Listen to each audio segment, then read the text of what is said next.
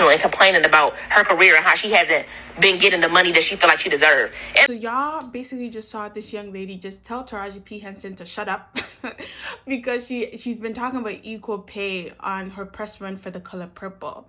And I think where this stems from, and we know this, right, is that often when it comes to celebrities and non-celebrities, there's a dissociation, right, between the two, where there's such a lack of empathy for them because there's this idea that they're seemingly doing better.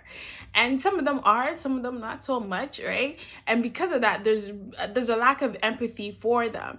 But I think where this young lady failed to see is that when it comes to Black women, our experiences are often very similar, regardless of socioeconomic status, regardless of fame or notoriety, regardless of what industry you're a part of. When it comes to equal pay, the Black woman experience is very similar across the board. And so when one of us is often asking for equal pay, it is to the benefit of us all. And I can say that in the case of Taraji, because if you've seen the interviews that she's been doing with The Color Purple, she's been talking about how she's been putting Fantasia and Daniel Brooks on.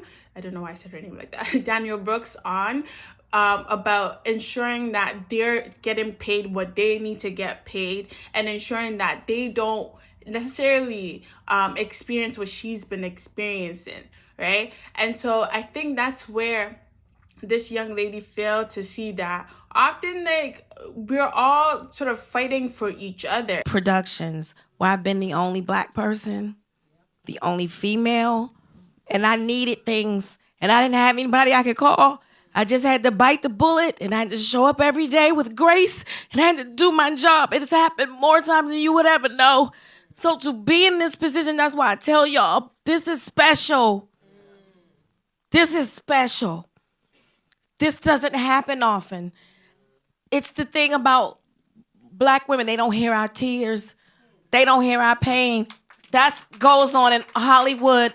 It goes on more often than you know. So when you see a Black woman show up on this screen, know that she had to work quadruple hard, or whatever the word is, than her counterparts. Know that she's getting paid just a fraction of what her counterparts are getting paid. And we do it with grace each and every time. We show up and give it our all. Please take that into consideration. So thank you for everything you fought for us. I do want to offer her some empathy. I hope she learned something from this, right? Because the way she's been getting dragged, I don't even know if she's even on the clock app anymore. I literally had to come back and add this in there. I'm actually on my way to go see The Color Purple, funny enough. And I just thought of this as I'm about to literally walk out the door. I want to add that this whole situation reminds me of the whole Dr. Jackie situation, where I think sometimes some Black women silence other Black women when they're speaking up, right? With the whole Dr. Jackie thing, she talks about how Black women tend to cry wolf, right? And in this situation, this lady is telling Taraji P Henson to basically shut up, right? And so it just reminded me of that, and how sometimes we could be our own worst enemy. And in order for us to move as a collective and to really break barriers, and these things are all systemic, right? And in order to really work through these systems and break them, it requires us to think like a collective and work as a collective and not harm each other, right? Especially when people, folks that look like you are telling you to shut up, folks that look like you are telling you you're crying wolf and that you're not in pain. And so I just want to add that bit. But yeah, let me know your thoughts. Y'all, I gotta run, and I hope this made sense because I'm not refilming this. But yeah, I gotta go watch the movie, and there's people waiting for me downstairs. So gotta go. All right, bye.